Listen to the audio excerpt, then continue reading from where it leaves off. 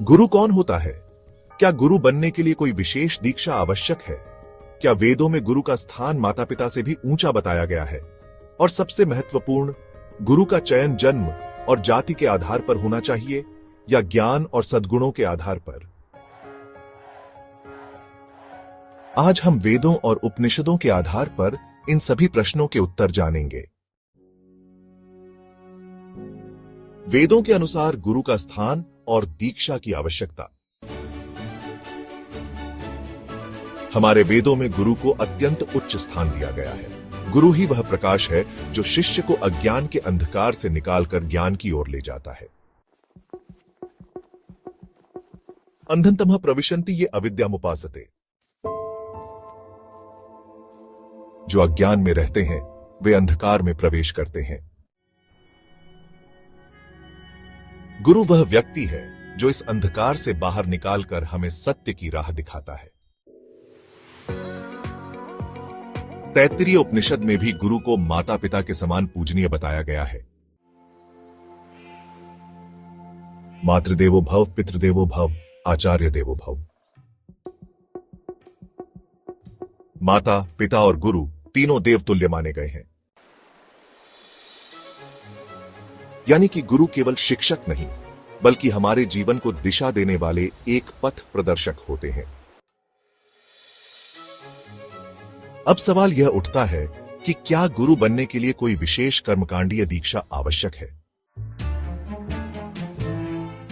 वेदों में इसका स्पष्ट उत्तर दिया गया है, नहीं। गुरु बनने के लिए किसी विशेष यज्ञ, संस्कार या जाति का होना अनिवार्य नहीं है।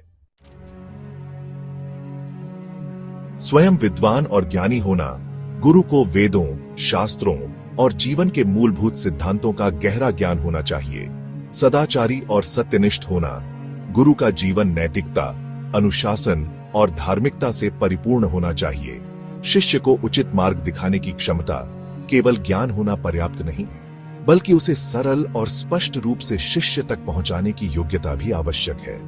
यानी कोई व्यक्ति जन्म से गुरु नहीं बन सकता बल्कि अपने ज्ञान, सदाचार और मार्गदर्शन की योग्यता के आधार पर ही गुरु कहलाता है।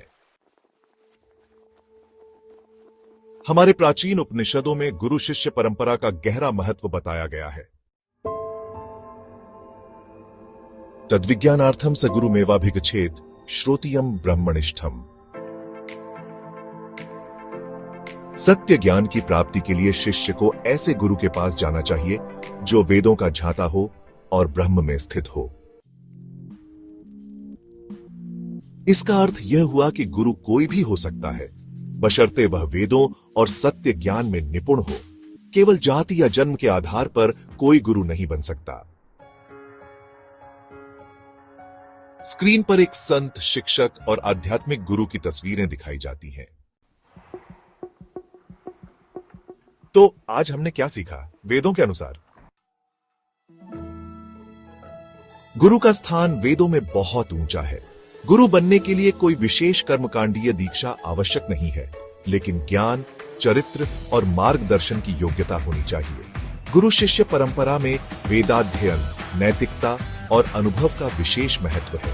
गुरु का चयन जन्म, जाति या विशेष संस्कारों से नहीं बल्कि ज्ञान और सद्गुणों के आधार पर होना चाहिए। इसलिए अगर कोई यह कहे कि केवल जन्म के आधार पर कोई गुरु बन सकता है तो यह वेदों की मूल शिक्षा के विपरीत होगा। अगर आपको यह जानकारी उपयोगी लगी हो तो इस वीडियो को लाइक करें, अपने विचार कमेंट में साझा करें और हमारे चैनल को सब्सक्राइब करें ताकि वेदों की और भी अद्भुत शिक्षाएं आप तक पहुंचती रहें। जय सनातन धर्म।